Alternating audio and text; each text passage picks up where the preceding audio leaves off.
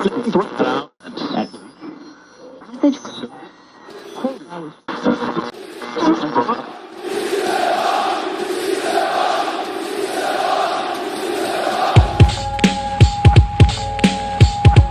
this is Matt. Kosei. Mark.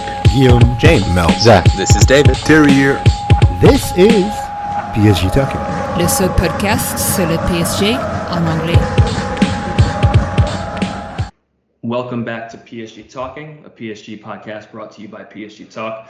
I'm Ty, joined by my two brothers, James and John, and today we'll be discussing PSG's recent cup match, along with PSG's transfer window, or lack thereof.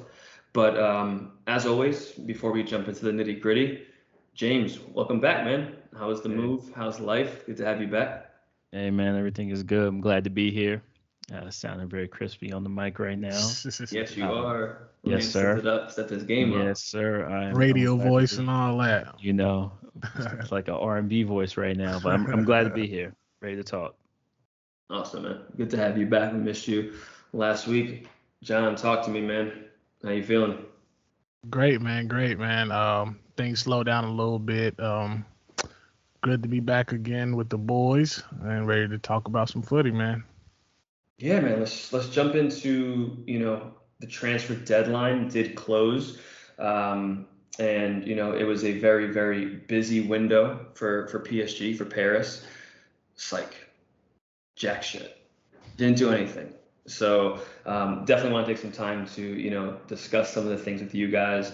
I have some bullet points here on things that, were done. So we'll kind of go through them and then just take a moment, right, for the both of you to kind of touch on what your overall thoughts were. Maybe if there was a deal that did fall through that you were upset about, like what was the deal that you were most looking forward to? Or was there, a deal that maybe you just heard rumors of but didn't take seriously, but you wanted to see happen? Or even a deal that you heard that was happening that, you were like, please, no, save me from this. Do not bring that player here. But a couple bullet points, right? The Tanguy Ndombele transfer fell through, linked to him for the majority of the transfer window. But, unfortunately, we just couldn't get that over the finish line.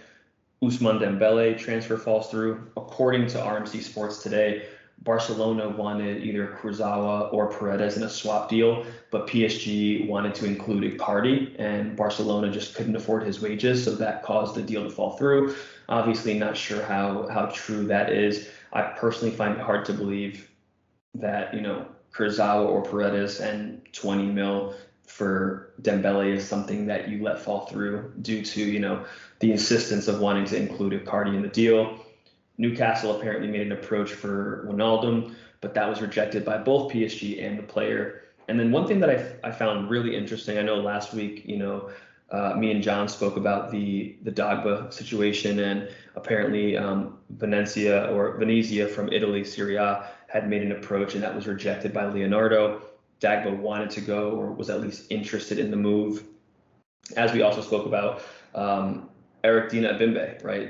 He had a potential loan situation that was getting ready to go over the line with Leverkusen. That fell through due to, it seems like PSG kind of overplaying their hand and wanting to push for a higher option fee or a higher buy fee on that option within the loan agreement.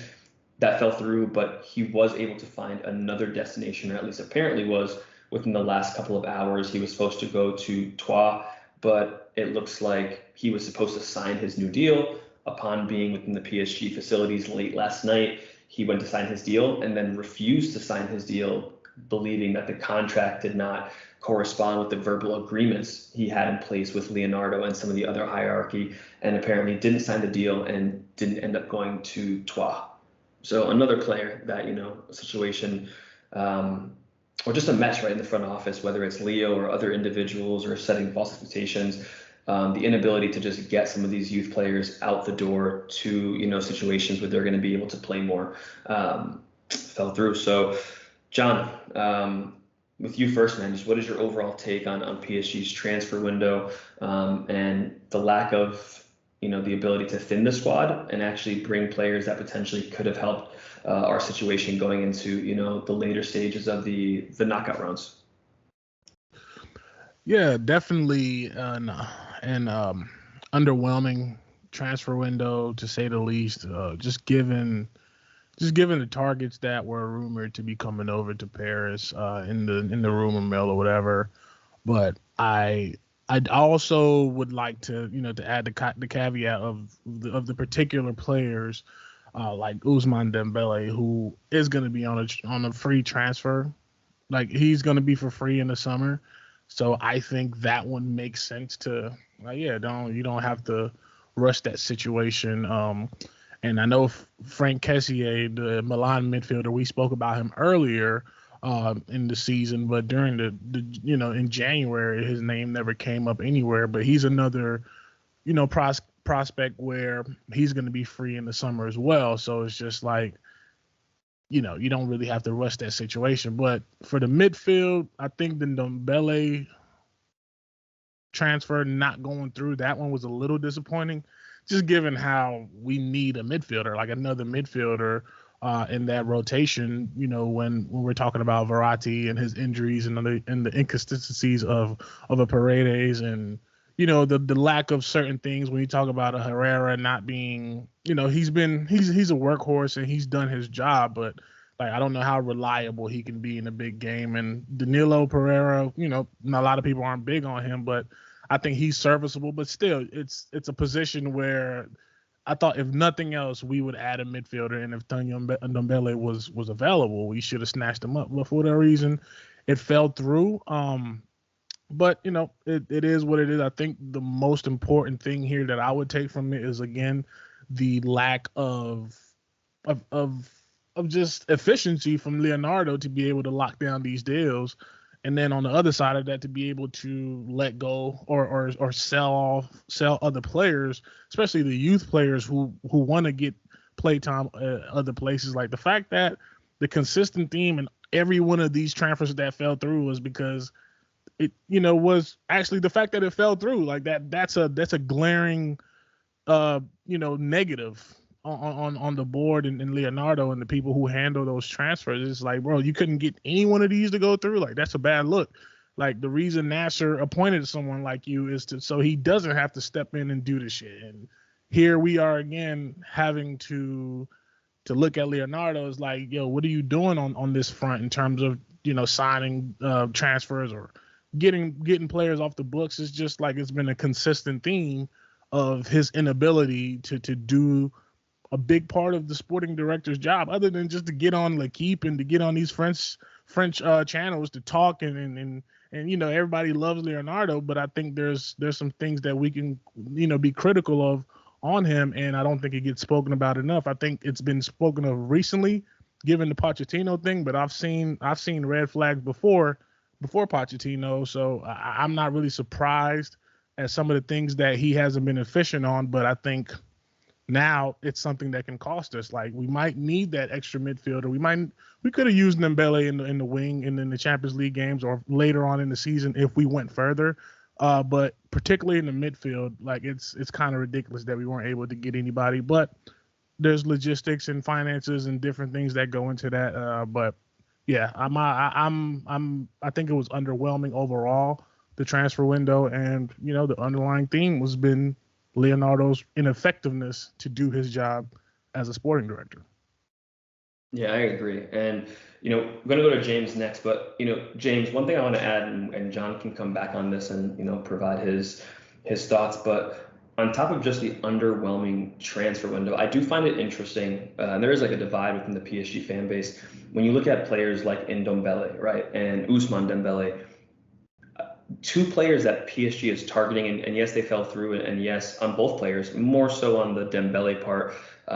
Some fans really were against a move like that. Some fans, see money or value for money, which I think is a thing.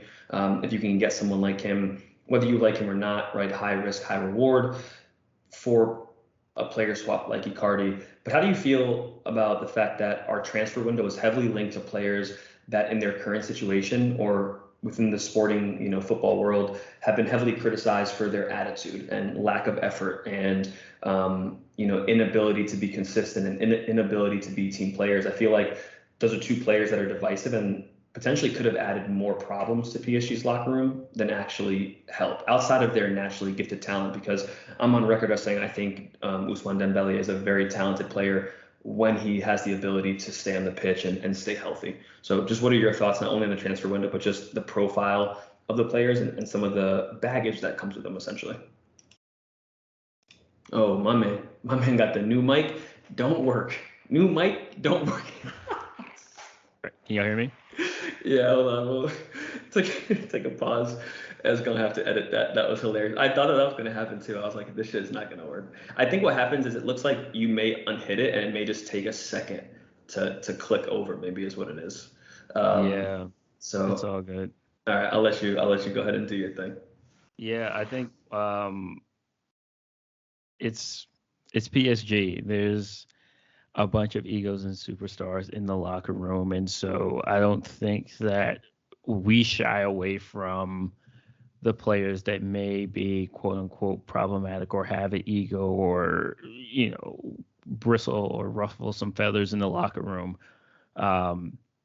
I think we've had our eye on Paul Pogba for a while. Not to say that he's like a bad apple or anything like that. He's one of the best players in the sport, but he has the profile of being someone who is particular, and so that's PSG in a nutshell. I think we keep biting ourselves in the foot because we take on these players and we think that we can create this harmonious locker room, and then we find out that in essence we can't.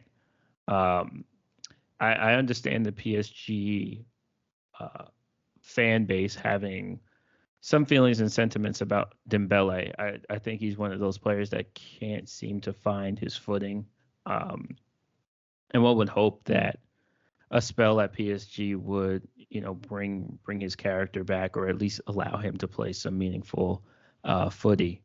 With the Ndombele situation, it's crazy because like when it fell through, I'm like, man, Leonardo, you have one job, and it's been a piece in our team that has been kind of non-existent for a while. That midfielder that has that kind of profile and dimension that can play a full 90 minutes. And I feel like we just keep swapping pieces every single season in the hopes that we can bandage a midfield together. And it still, has not created the chemistry that we need in order to progress. Like, our midfield is poor, full stop. And the reliance on Verratti is something that, as we've talked about on this podcast ad nauseum, to where we realize that we have to move on from him. But it's like, we don't get paid millions of dollars to be sporting directors, and we can see the inefficiencies on the pitch. So why is Leonardo having such a difficult time figuring this out? And I think, one of the pieces or one of the players that I've seen PSG linked to was Donny van der Beek as well, and he ended up going someplace else. So I don't know what's going on with the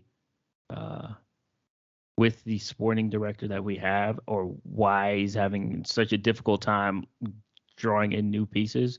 Obviously, the business is one factor, but on the other side of that, it doesn't seem like any of the players want to leave, right? Like, Paredes is not going anywhere. You already know what Cazorla said. Like, Leonardo will leave before he does. And so PSG has become a destination for players who just want to sit on the bench, live in Paris, and collect a check. And that's something that has to be figured out. But it's kind of hard. Like, how do you sell players that nobody wants, right? There has to be a buyer for everything you sell. So what is the strategy there? Is it playing these players so that they can get meaningful minutes and attract, potential teams that would want to buy them? Like, what does that look like? Is it kind of running out their contracts? What is it? Because we have a full roster of players that on most occasions don't even see the pitch outside of practice. And so, overall, I think you guys hit the nail on the head. It was a very lackluster transfer window, although I didn't necessarily go in thinking that we were going to do anything amazing. I thought we maybe would at least offload one player. I know Idrissa Gueye looked like he was ready to jump back to Everton, but that fell through. So I wish we would have at least made some kind of move to either clear roster space or to add a meaningful piece that we really needed. Yeah, it's a double-edged sword, isn't it? Excuse me. Well, yeah, it's a double-edged sword, isn't it? I think PSG find themselves in an interesting situation because, I've heard a lot of rumors or rumblings that this summer PSG looked to really revamp, right, the front office and the inner workings of the club and the sporting project as a whole. Now, whether that means, bringing new individuals in from a coaching and sporting director perspective, we talk about like all these players sitting on massive wages. We've heard in the past that this is one of the reasons that players come to Paris, right, is to get paid a lot of money, right? You're looking at some of the individuals and the wages they make, versus what they were getting paid in other, institutions, other leagues. I'm curious, John, like your thoughts on if PSG was to truly, revamp things and do things the right way. I shouldn't say the right way because I shouldn't say that the way they've done things in the past is entirely wrong. But if they were to pay more reasonable wages that are in line with other leagues, do you think that would have an effect on the talent that PSG could attract? Do you think that players would be less opposed to come to PSG and play in France and League One compared to the Premier League or some of these other institutions? When you look at the roster and you look at Mbappe potentially leaving, an aging Messi, an aging Neymar. So I'm wondering if PSG's only, way to get individuals is to overpay, based on other leagues. Yeah, it's an interesting point to bring up because I look at it in two ways because, like, okay, if you if we don't win the Champions League or if we don't have the thing that we are like constantly going after, if we don't have that thing, do we have the pull, the leverage to try and allure and to bring in a top name player, right? Like obviously we've gotten Messi and Neymar, but those guys are here to try to bring their first trophy. But without that cachet per se and that historical element, like without that, it's hard to really bring in players. The other way I would look at it is I don't think it's a bad thing if PSG went the other route. And that way we will know that the players who actually want to come to PSG are actually going to come, like not because they're on huge salaries and so I think that on a macro level in the long term aspect, I think it actually would work out better. And that way you can actually build a roster where it's not every year it's Champions League or bust, and that's where we're stuck in this little gray area right now, from where the project of the QSI thing started, where it was like, we're gonna win the Champions League within this time frame, and then we've surpassed that time frame. We still don't have a Champions League, but then we've now went into an era where we have three of the best players in the world trying to get said championship or said Champions League, and it's looking unlikely because we have what it looks like as an incompetent coach in terms of how to coach this team. So if PSG went the route if PSG went the route of not splurging on players, essentially, I think in the long run it would work out better because it would give whoever the manager is leverage in terms of like, hey, I want this player not because we can get him on a whatever salary. This is the player I want because they actually fit into my system that I want to build. This is a player that I think that their profile will work with the system that I'm trying to build. And I think in the long run, it would work ideally. But again, PSG are not an ideal team. We're not an ideal entity. Our situation is not ideal. We are trying to win right now. So it's a double-edged sword. But I think, yes, ideally it would be better in that way where, like, again, like, you would know that, hey, if this player is going to come to Paris, that means they really, really wanted to come here, and not only because we're giving a lot of money. So it's an interesting topic to have. But again, I think it goes back to the foundation and the ambitions of QSI when they came in, and it was just Champions League or bust, and that has set the tone. Now we're too deep. We're too deep into that thing to try to run it back and say, oh, now we're not going to pay players as much when they come here. Nah, you've already set the tone. Like everybody knows, if you come to PSG, you get in the bag. Like it's too late to try to run that back. You gotta, if you want to do that, you would have to, destroy and rebuild. You got to, get rid of everybody essentially. Like in terms of like the big names, the Neymars and Mbappes and the Messis, those guys got to go so you can really build from the ground up. But are they willing to do that with this project? No, they've got too much invested in there right now. Yeah, and we'll get to that because I think we do have some things, or I have some thoughts on the future of PSG, from a management perspective. But James, what do you think, man? I see, James, things just got serious. James turned the lights off in his room. Word. He's about to put his hood on. He's got his headphones on, and when he gets in this bag, like it's a dark time. Yeah, he's got things to say. Don't forget, he wasn't here last week. It's been a couple of weeks since he's graced the mic with his thoughts. You know what I mean? Man, it's a dark time. I think, John, everything you said is hitting the nail on the head. The idea of us rebuilding, or at least getting players that truly want to be here and kind of building that team and that culture from the ground up, is something that I've wanted to see us do for quite some time. But it is virtually impossible to do both of those things. One, win a Champions League right now, immediately, and build for the future. It's like trying to build a plane as you fly.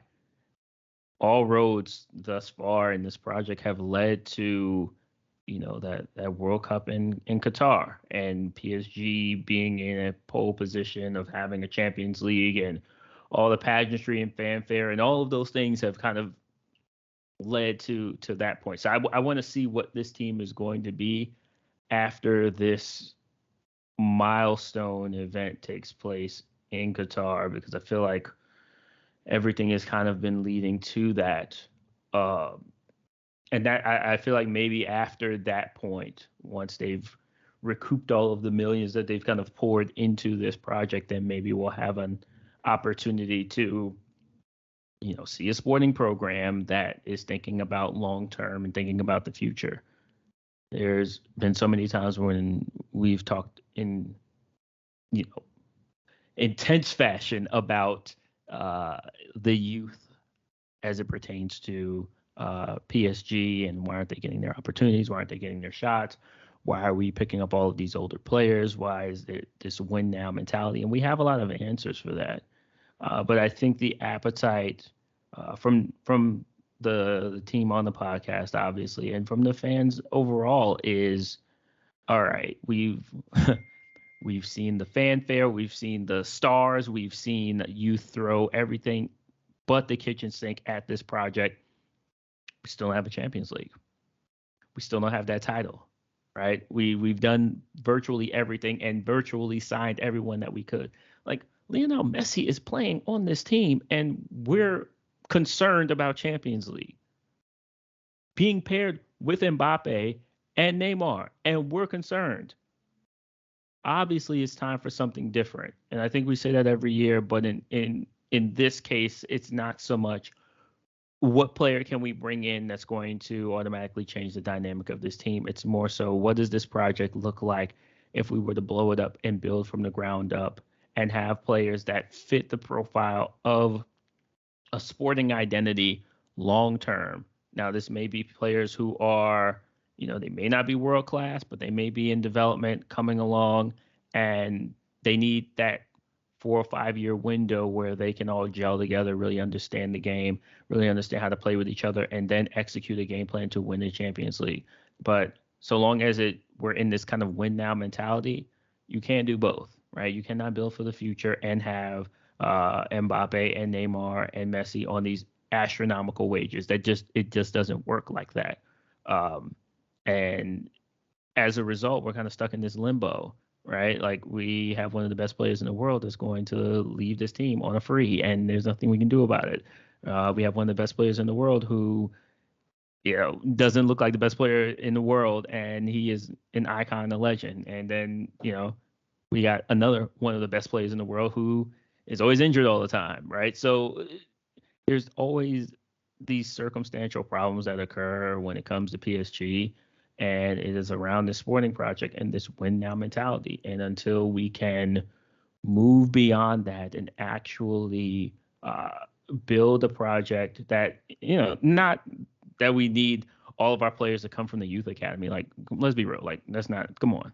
Like, that's not what the sport is today. But players that we can bring into development, some may be superstars, some not.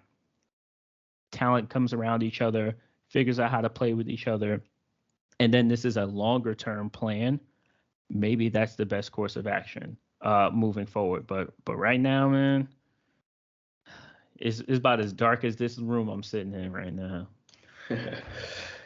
I think, hot take, and I was speaking with someone about this the other day, but, first hot take is, while Messi is the GOAT, it was a bad signing for PSG. Whoa. And this is just my take. Again, this is nothing against Messi. That's scorching. I think Messi is a great player in his own right. I think from a business standpoint, it makes a lot of sense, right? The money you generate in revenue, jersey sales, commercial deals, what it does for Ligue 1, I think it's good. From a sporting perspective, this is not what this team needed. From a sporting perspective, Messi creates more problems than he provides solutions. And you can see it when you watch the game, right? It's just, or when you watch the matches, it's another player who, and to be honest, if we're being real, for all the flack and all the shit that people have given Neymar and Mbappe for not tracking back, for not doing certain things, Messi is by far the worst. The worst. I mean, if Messi doesn't have the ball, like, if Messi doesn't score or Messi doesn't provide an assist, he literally is invisible the entire game. Man, they're gonna burn this podcast down, man. This might be the last episode. Yeah, it's true. And Messi, you know what, Messi, I love you, man. He may hit me with a Jamie Carragher type thing. He may jump in my DMs and call me a donkey or something. I don't know. But listen, if PSG's makeup or other areas of the pitch were set up to support or sustain this, I'd be all for it. And I still am all for it, because I do truly believe that Messi and Neymar and Mbappe, like, these are three players that can win a game by themselves at any moment, right? Can have a moment of brilliance. We've seen Messi do it in the Champions League for us, whether it was against Man City or other teams. So the possibility is there. But at the end of the day, what we see is just usually him wandering around. Still, I think, has Messi still? I think he has still to this day, right? One goal in league play. Which, listen, I'm not gonna beat that horse too much, because I don't necessarily think that is a fair representation of what he's provided. When you look at what he was brought here for, he scored multiple times in the Champions League. But yeah, I just think, and you guys can give me your thoughts, if you have any. But I just think he provides more issues, right? You have Di Maria on the bench. You definitely can't play all four of them together. Icardi's not getting playing time. I still think this team, to maximize what we do have, should play with a true number 9. Yeah, man. And I just think Messi, also what we've seen is a player that's been in a system like Barcelona, coming from La Masia, playing tiki-taka and the, Cruyff style for so long, and under Pep and the stylistic play of Barcelona.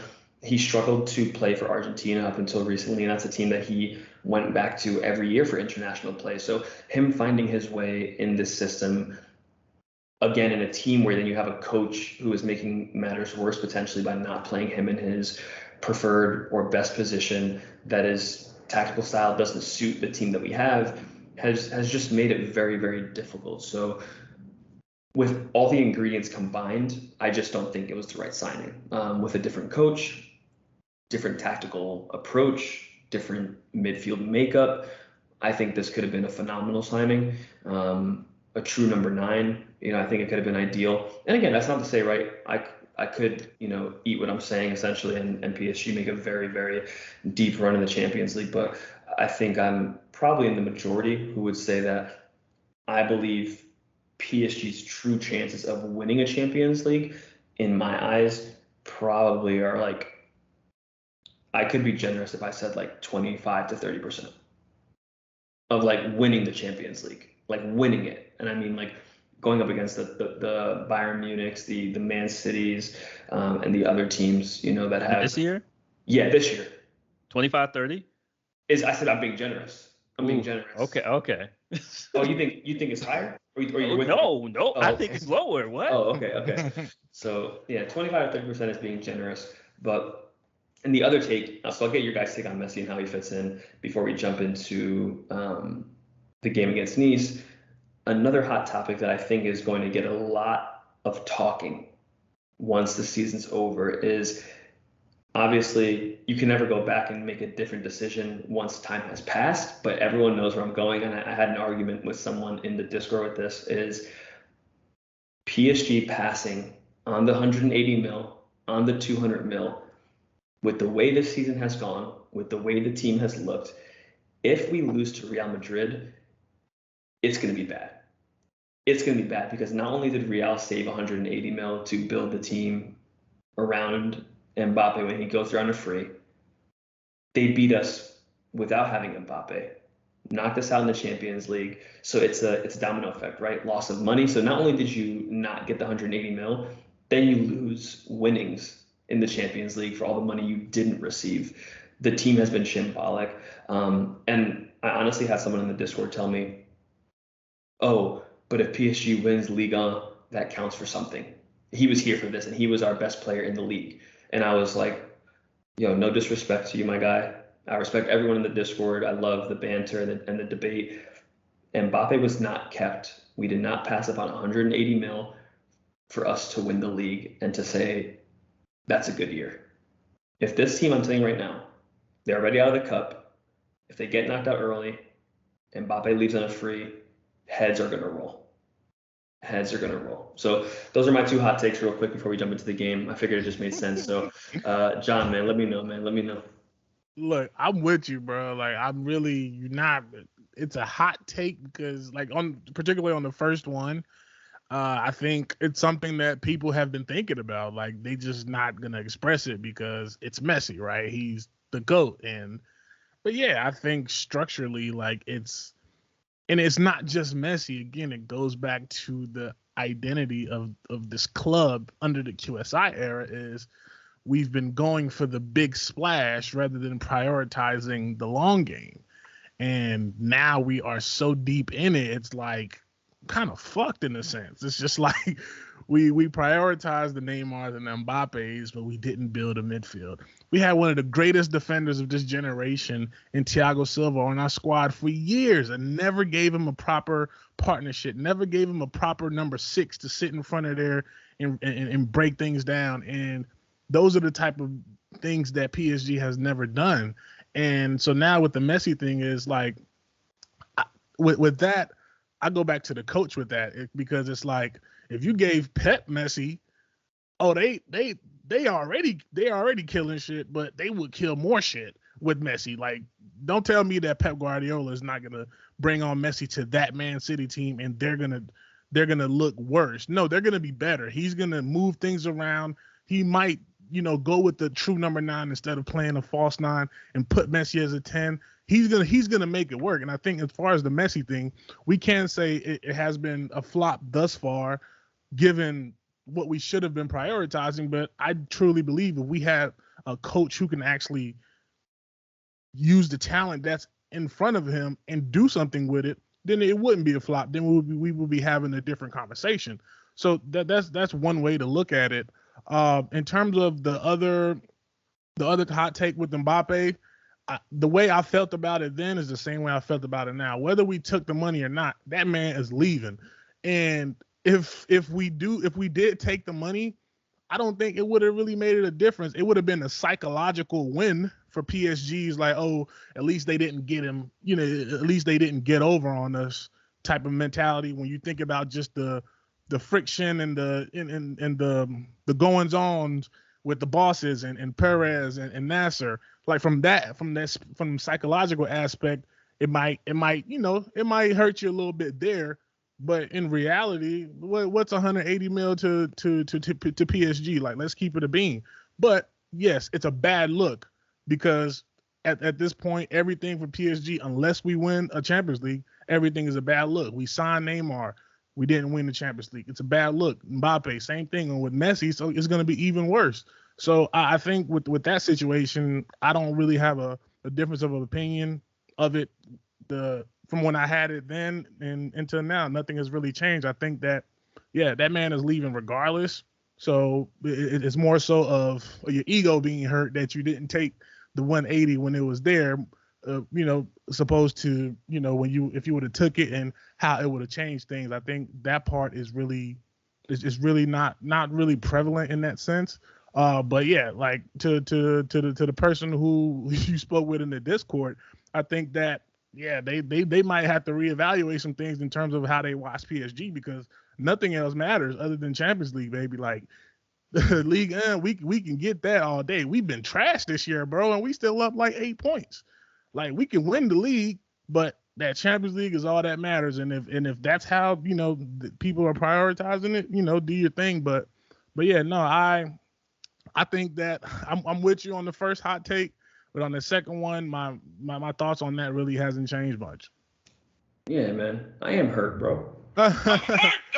Don't ask me if I'm all right. Hell no. All right, I want my chips. I want my chips with the dip, I bro. feel you, but that's just not, you got to take that. No, you're right. And listen, I think for me, and then I'm gonna let James, touch on it, because I have another little bit of information for James. He turned his light back on, but he's about to turn it back off in a second. Listen, I think the point of keeping Mbappe was to see this magnificent trio, and the football just hasn't been good. Right, it hasn't been enjoyable to watch, and I think when you think about things like, again, and some of the things are business opportunities. I get that. I'm not naive to the business side of football versus what happens on the pitch. Right, Messi is a great business move. Mbappe, keeping him, if you win the Champions League, it's worth it. What's 180 mil to PSG to reach their goal? The reason I think back on it now is because PSG have looked so bad, because it's been such a bad year. Then you look at letting go of Thiago Silva. James's best friend Ramos comes in. My man played another 90-minute match the other day, and he's hurt again. He's hurt again. I got an alert 2 days ago that he's out again with a calf injury. Yes. My man can't play 90 minutes without getting hurt. Then you've got someone like Navas, right, who brings us to the final, right? Then we ride with him to a semifinal, right? He's done his due diligence. He's done the deed for the team. We're strapped for wages, but we went out and got Donnarumma, right? And that I get, right? It's a great sporting opportunity, right, to get a goalie of his caliber on a free. But at the end of the day, like Julian Laurent's always said, nothing is free, right? You're paying agent fees, you're paying a bunch of stuff, but these are just like minute moves that it's like PSG is constantly just going for the big name instead of trying to build a team. And if we're being real about it, when you look at QSI's project, it's been a failure, right? Like, they were supposed to, I don't know what the exact number was, right? But they wanted to win within a certain amount of years. I don't know if it was like something between 6 and 8 years. I don't know. Given their time frame that they gave, yeah, they have failed. Yeah, they have failed. And okay, if this was American sports, right? You're looking at what they've done. This is time for a rebuild. This is in American sports. If you're not winning in this time frame, you're blowing it up. You're basically having a fire sale. Once Mbappe goes, you then have Messi, who has a year left on his contract or a player option. So he's got 1 year max left, then he's gone. Neymar is now approaching 30. So we'll have him for a while, but who knows how long he can stay healthy. So it's one of those things where it's like, okay, like, how long do you keep hold of this nucleus, or do you just look at it and say, hey, like, this isn't working. We really have to just do a revamp here and restructure the whole thing, which there has been rumblings that PSG this summer is going to look to do a complete facelift of the sporting project and, the locker room. And they're really going to look to get rid of those egos and certain things and make a more, harmonious locker room. But that starts with Nasser, right? That starts with Nasser, right? And his ability to allow himself to be readily available to his star players and give them their phone number and, overstep the coaches at every turn, that all starts at the top. So he's going to really have to look in the mirror and, be ready to change if he really wants to still be in charge. Because there is going to come a time where, like, if we don't win, like, QSI probably looks at this and just sells. And they're just like, all right, we're good, right? And who knows? That could be after the World Cup, right? Like, the big thing was to have these 3 players in PSG jerseys leading up to the World Cup. Well, the World Cup is this year. So if this doesn't work, who knows if they're not talking about, okay, when do we sell? When do we recoup on our investment and just get out? You know what I mean? So James, gonna talk to me, man. Your boy is injured again, calf cramping up. That's not my man. I'll tell you right now, He not claiming them. QSI is cutting bait the moment that World Cup ends, man. If this project is not anywhere close to lifting that trophy, they're done. So you think they sell within the next 2 years if they don't get close this year? Yeah. Okay. Yeah. The reason being is for all of the things that you've all stated, right? The idea and the expectation was we're talking about winning 1 Champions League. 1. They wanted to win multiple within the decade. So to your point, it's already a failure. At least let's try to get 1 out of it. If not, then there's not enough Messi jerseys in the world for them to continue to fund this team the way that they've been. So that's one thing. 2, I didn't know Sergio Ramos was injured again. Surprise. So there's that. But to answer your first hot take around Messi, I agree, but it only takes 1 last minute extra time goal from Messi to win like Champions League for us to like change our whole tune, right? Like that. 100%. And that was just for the record. Just for the record, I was on record earlier as saying. Oh no, you got the out. Yeah, he is a player that could do that. I want to cover my bases here, right? No, like you hedged. You definitely put that in there. But yeah, you going to that well so many times, right? Like there's only so many times you can go to that well to get a drink, right? Before it's like, all right, it's just not happening, right? And to put our champions, like, listen, if we win a Champions League and every game comes down to like, or every tie comes down to like a heart attack with Mbappe, Neymar, or even Messi, right? Like scoring a top bins worldie or like a tap in goal at the last minute, like I'll take it, right? If that's what gets me, if I lose years off my life to get to that Champions League due to the stress, I'll take that, bro. Yeah. I'll take that. I know we all will, but like, it just feels like it's not gonna happen. Like I get it. And you just want to be able to enjoy your football for once. Like I look at my friends who are like Premier League supporters and their teams are doing, fairly well. And they just enjoy the game. Like I don't enjoy watching this team. It is stressful. It is painful because I don't know the conclusion. I don't feel good with the sporting look of the team as I'm watching it. I can't watch a match and say, oh yeah, we're gonna win, unless it's like a Ligue 1 team that's like really down bad or whatever. But that doesn't matter, right? Like playing the top teams in Europe, I should have a certain level of confidence going into a match. I shouldn't be thinking the night before like, oh man, I don't know if we're gonna win. On top of having 3 of the best players in the world, full stop. So to your point of Messi, like I get it from sporting business aspect, but he does look a bit out of sorts when he's on the pitch. And this kind of also speaks to the magic of Messi. ESPN FC, for as much as they talk bad about PSG, they will not speak on Messi. They just act like it's PSG and Messi's over here doing something completely different. They don't want that smoke, bro. They know he'd be listening, bro. Ask Jamie Carragher. Messi be in the DMs. They don't want that smoke. They never speak on him. So that's a different kind of magical power that he has. But with that, again, I wish we would have saved the cash for something else. But then at the same time, save it for what? Because we just watched the transfer window come and go, and we didn't do a damn thing, even when we had the opportunity to. Right, and Ndombele going to what? He went to Lille. No, he went back to Lyon. Oh, he went to Lyon. Yeah, but we couldn't sign him because we couldn't sell. that was the reason. Apparently, reports were we had the money. We were even willing to take on his salary, but before we could do it, PSG needed to get rid of one or two players off the wage bill to take on his wages and thin out the midfield. So it wasn't that we didn't have the money to get him. It was because the midfield is too congested with too many players that I guess Nasser or Leo was just like, no, we can't bring anyone in, Leo, until you get rid of somebody. If you can't get rid of somebody, we don't bring in anybody.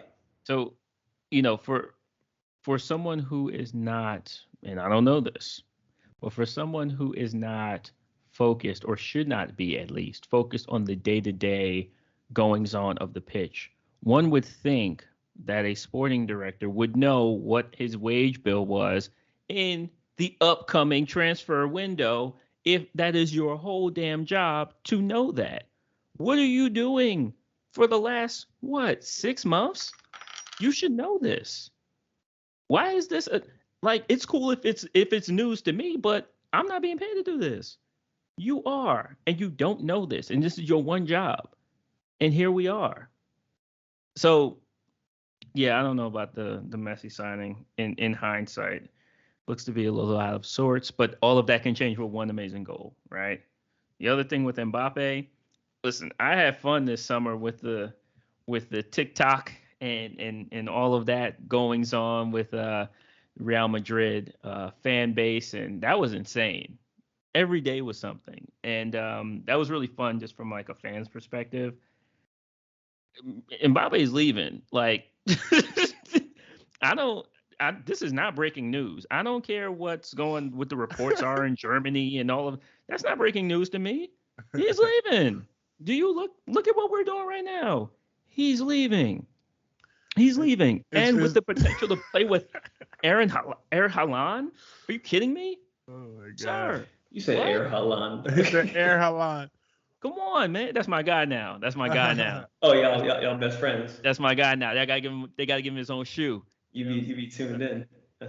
But like Real Madrid, it's funny watching that team post Ronaldo, because you're looking at a side that understands that nobody comes before the shirt, and we're going to retain some of our identity within this club. Like, it is still us. I don't care if we're not in the Champions League.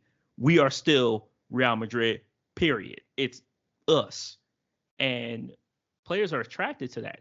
Even the younger guys, they still believe in that. Look at Mbappe, right? Look at Haaland. They're attracted to the idea of being able to put on that shirt.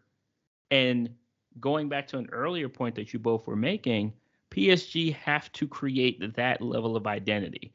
It cannot be, come play with us, Messi's here, Neymar's here, Mbappe's here. Because players come and go. Well, what does it say about the crest on the shirt that players want to stand behind? That says more. And that has to be the identity for us moving forward. But we're going to have to get out of this perpetual QSI loop that we're in, that is just throw money at a problem. I can tell you right now, that never works for anything in life. You can't just throw money at something. You can try, but you're going to lose a lot of money. And that seems to be what we're doing right now. And I'm saying all of this while we're sitting number one at the top of Ligue 1. That's crazy. It's crazy. Yeah, it's ugly. And, that, to be honest, man, that's like the double-edged sword, right, of liking or loving this team, following this team, is I think when you watch other leagues, other teams, and I've been on record as saying this as well, like I'm not oblivious or naive to the fact that like Ligue 1 is a lesser league to extents of other leagues. And it just feels like when Mbappe leaves, if Neymar leaves and stuff like that, Messi's eventually gone, like PSG realistically, right? Like, yes, we do have history before them, but like you kind of just fall back into being another team, right? Like if we're being real, because you then think, is it possible to still win? And ironically enough, watch it happen that once these players leave, like, and PSG has a team of like good players, maybe one world-class player, not a bunch, that's when they find a way, right, to win the Champions League. It just feels like that's what's destined to happen. That's exactly what's going to happen. And then people are always going to be like, you see, we told you money doesn't buy Champions Leagues and stuff like that. So it feels like that's what would happen. But it's tough. And people will say, oh, but we're number one. And I think some, PSG contributors had said this earlier when we were winning, like, oh, some of us were calling for Poch to be let go at the end of the group stage. Folks were like, oh, we're number one in the league, we qualified X, Y, and Z, like we can't, let him go. But at the end of the day, you have to sometimes try and pinpoint a problem before it festers and becomes more of an issue. And I think it came out recently that PSG did try to move on from Poch in January, but it just wasn't feasible, whether it be money, whether it be finding the person to take over that they wanted, which most likely is Zidane, and just not being able to seal that deal. So clearly there was interest in doing so. So yeah, it's going to be a really interesting summer. I also believe that Mbappe is leaving. I believe that, I hate to say it, right, because Mbappe is my guy. And don't get it twisted. People are going to hate me. But I'll be tuned in. I'll be tuned in when my boy Kiki is at the Bernabeu, the new Bernabeu. I'm going to be tuned in, and I'm just a fan of the game. I love the game, right? So it doesn't mean that my love for the team or PSG or the crest differs, but I love the game. And me and John talked about this last week with, some fans saying that they skipped over the part of the remontada in the Neymar documentary. Like, yes, I was sick that day. Like truly sick. I probably could have yacked that day. Like that's how distraught I was when I watched that live. But looking back at it, we'll probably never see something like that again. You know what I mean? So I believe he's leaving. I believe this talk recently about him being open to a 1 to 2 year short-term extension, I don't fully buy it. I just think he's playing the game. I think Kylian has showed us that he is a smart kid, and he knows how to play the media. He knows how to get people on his side. I don't think he's dumb enough to just come out and say he's leaving. I also think that's why this whole thing on the 50 mil. Now, while I do find it weird that a team from Germany or a paper from Germany is who leaked this info and not a Spanish news outlet, maybe it's someone in Spain putting it out there so it didn't come from them, to not ruin that relationship, that Mbappe came out pretty quickly, not him, but his entourage, denying the claims, right? Because he did promise a couple of weeks ago that he wouldn't mention anything till after this tie is over. And that also, on the flip side, could be a tactic from someone in Spain to kind of try and, destabilize, right, PSG right before a match and get them in their heads and get the fan base. So I definitely do think that within soccer, more than any other sport, the journalists and the media outlets do play a part of the game, right? It's one of the crazier sports when it comes to media and how they interact. So, yeah, man, it's going to be an interesting summer. I think there are going to be a lot of hurt PSG fans, but hopefully, out of the fire, comes a new project, a new sporting project with new players and new names to get excited about, and just a team, right? I just want to get back to playing good football, like James said. I just want to get back to playing good, attractive football. Shout out to, another PSG Talk contributor, Carl. Bro, I follow Carl on social media, and my man is struggling with PSG, bro. Every tweet, he's just like, yo, this team, I hate watching this team. And I feel him, man. I feel him. It's tough to watch. I think yesterday when the game was on, he tweeted hey, I forgot that there was even a game on today. He turned on at 20th minute, and he was just like, yo, you know what? Someone tweet me when Xavi and Michoud come on, because I don't want to watch this shit no more. And I think that that's how a majority of the fan base feels right now. I feel like a lot of us just don't enjoy watching them, and we're just watching football just to watch it. And I feel like I'm in a place where I'm just watching it so that we can talk about it. But I don't turn the game on oh, this is going to be fun. It's more turning the game on and being I'm about to just watch more of the same. And I know when I turn the game off, it's going to be either we scrape by or we're going to lose. And I'm just going to be this is what I expected. Man, they're going to jump on us for being all doom and gloom like this. I'm already knowing. Yep. Hey, listen, man, I'm a realist, bro. I'm not living in a world of rainbows and sunshine. But like I said, we all know that, and we mentioned it, right? That this team can win games, but people have continued to tell us that this team is going to turn around. They are going to find their form. They are going to do what needs to be done. And we're in February now. We're now officially, when the draw happened and we were doom and gloom, we said a lot can change in 2 months. We're now officially 2 weeks away from this game. Nothing has changed. Nothing has changed. This team reminds me a lot of the Los Angeles Lakers right now. Like, you got a lot of talent. Oh man, Quite a bit of it is aging. Everyone's saying they're going to turn around and find that gear, and then they must have left the gear at home because it's not happening.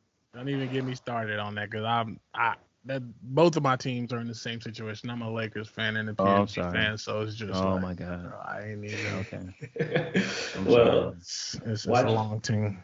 Watch PSG come out and like win the first leg of this Real Madrid. Excuse me. Watch PSG come out and win the first leg of this Real Madrid thing like 3-0, and then people are in our DMs like, "Told you, doom and gloom." But listen, I would love that.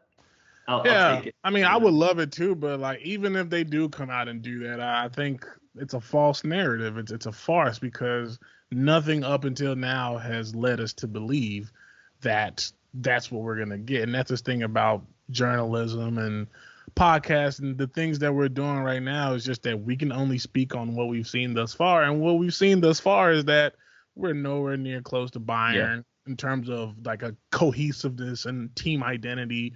We're not close to City, even Real Madrid. Like we're not on that level. Have you watched us play recently, bro? Like it's nasty.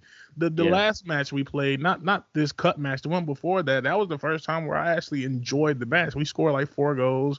Verratti had a brace. Like that was cool to see. Lucky goals too. Right, you know what I mean? Like it's not. There's nothing clinical. Like even Laurent Blanc had a team going and like scoring goals, and Unai Emery but like this guy just can't seem to get these guys going. And I think we're in every conversation we have, we're gonna come back to this coaching decision. And I know people don't want to talk about Thomas Tuchel, and you might have not liked how what he did, but that man got us the farthest. That man had this team disciplined. That you watched in the Neymar documentary, Neymar mentioned after that pandemic break, they came back. The team was stronger than ever, and he talked about how much respect he had for Tuchel. That's the first time you've seen that team look like a team. It felt like a team. We could actually do this. I don't feel like that right now. I don't. Nah, dog. If we go out and whoop up on Madrid, cool. But you're gonna have to prove it again in the next round, whoever that opponent is. We're gonna have to. Whenever Marquinhos walks up that podium and lifts up that trophy, that's when I believe it. Even then. Yeah, bring back Tuchel, man. Hashtag Tuchel, man. That was my guy. I think, even Neymar said it. Like, he would die for Tuchel. Like, that's the relationship that he had, right? And it's unfortunate, but all right. Enough about this. Not that the next topic it gets any brighter. So touch very briefly on the cup match. I'm not going to really dive into the match itself. I think we all know pretty bad performance. Mbappe comes on second half.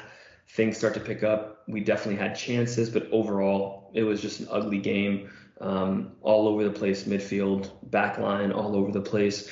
And then it comes down to penalties. And I think the biggest talking point, which I am curious to get your guys' opinion on is, Kimpembe with the armband on, and the senior players that were still available, letting Xavi Simons take that penalty with the penalty on or with the game on the line, and not maybe putting him in a position where to take a penalty where if he misses it, the game wouldn't be over, right? Maybe Nice would have had to go and score there, so at least allow that. But more importantly, like one thing that I was very curious about was Poch's statements after, right? And again, I think that this is an opportunity where someone comes out and takes ownership to take some of that blame or pressure off of Xavi, because let's be honest, right? Like that situation there, you're an 18-year-old kid, you lose a cup match, and while I don't think anyone's too bent out of shape about the cup match, I do think it was PSG's opportunity to win its 10th or take the lead in most Coupe de France titles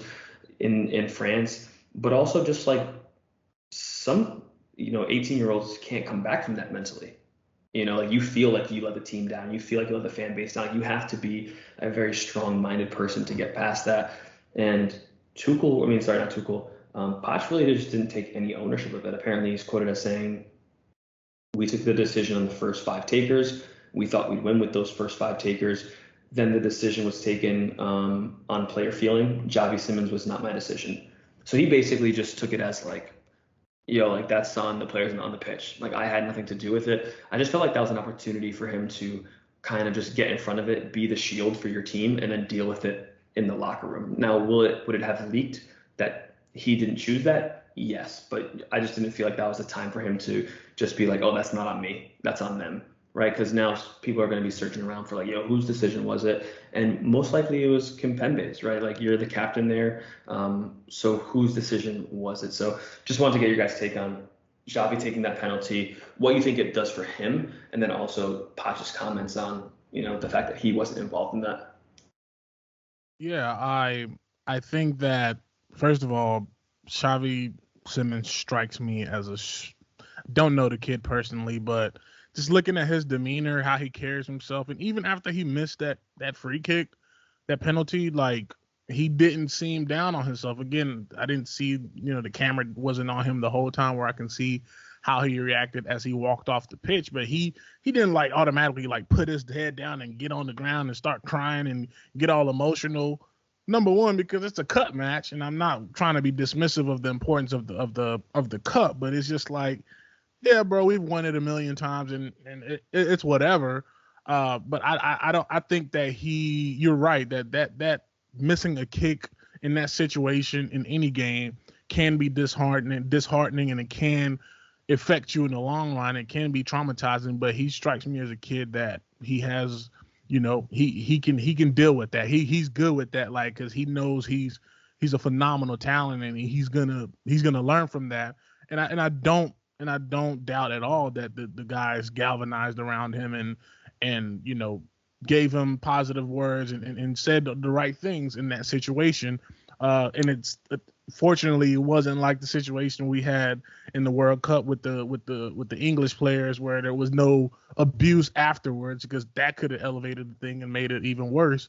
But in terms of Pochettino, the thing I don't understand is, bro, nobody, like, okay, I'm not gonna say nobody cared about it, but I think him even speaking on that made it a situation.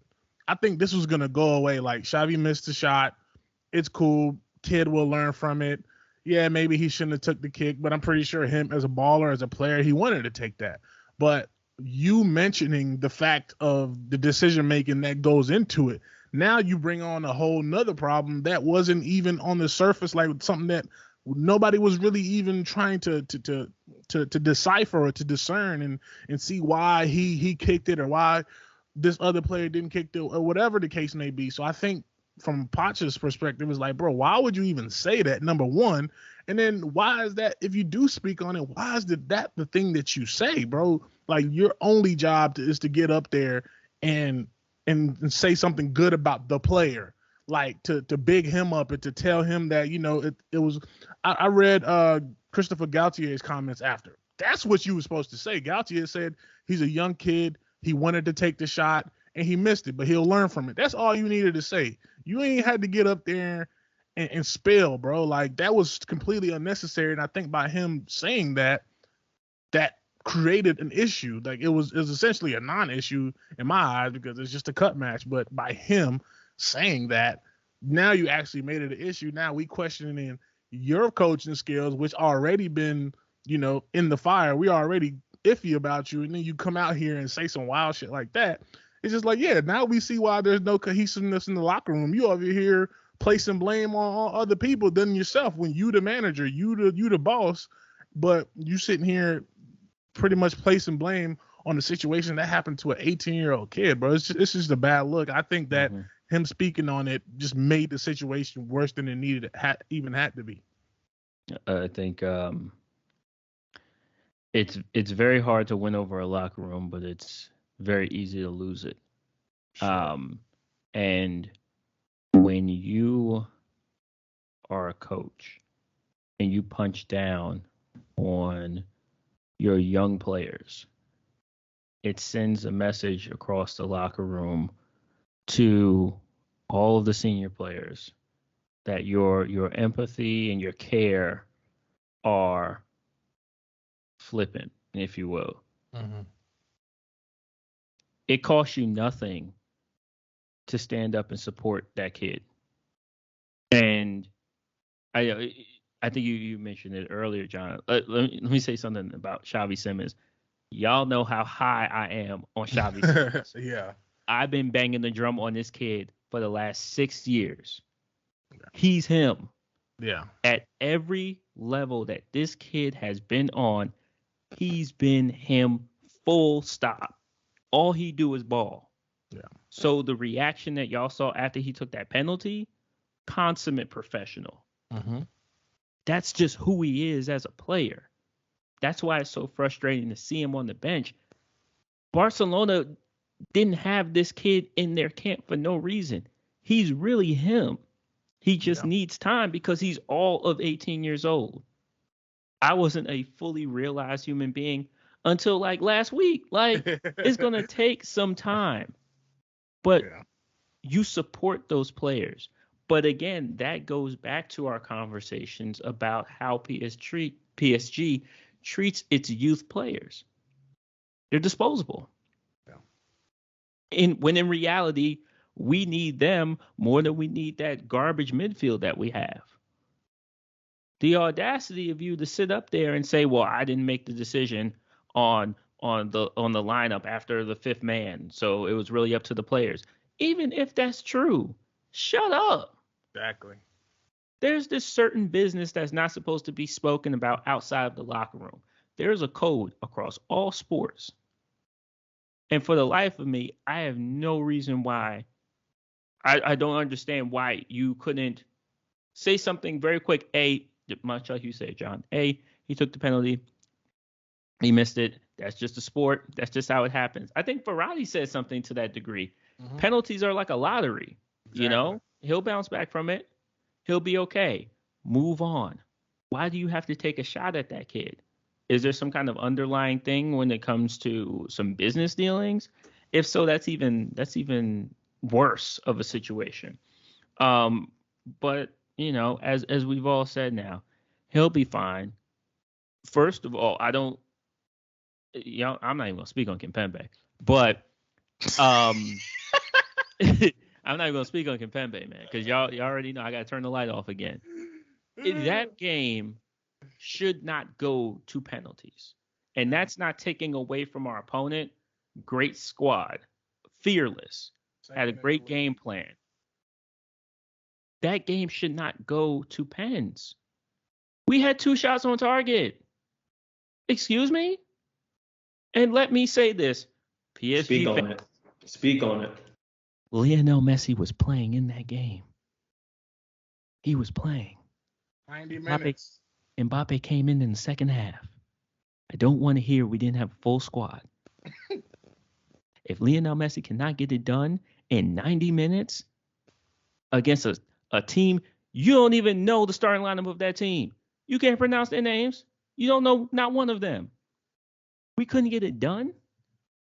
This is not on Xavi Simons. This is not a penalty shootout kind of game. If you want to save that kind of rhetoric for Marseille or whatever in the final, maybe. But even then, we need to get the job done. This team tends to be too preoccupied with what comes next. And that squad, you can tell in their body language, you can tell in their mannerisms, they did not expect to lose that match. Their minds, their thoughts were already in the final. They were already there. And you sleep on the people that are in front of you, and then you end up getting punched in the mouth, and now everybody's looking for the exits. Now everyone's scapegoating. And that's what you saw on that podium. I'm sure Pochettino would take it back if he could after actually thinking about what the hell he said. You blamed an 18-year-old? Dude, Lionel Messi was playing. Kylian Mbappe was playing. Are you kidding me? And you're blaming a kid who you won't even give quality minutes to. Ain't that a damn shame? You won't even give him quality minutes, and then you expect him to step up there and take a penalty. You got it, boss. You got it. I hope you enjoy the rest of this season because it's going to be your last at PSG. Promise you that. Thank you guys for tuning in to this week's episode of Mr. Carter at the Podium. It's appreciated. All right, it's been a while. That's the first podium session of 2022.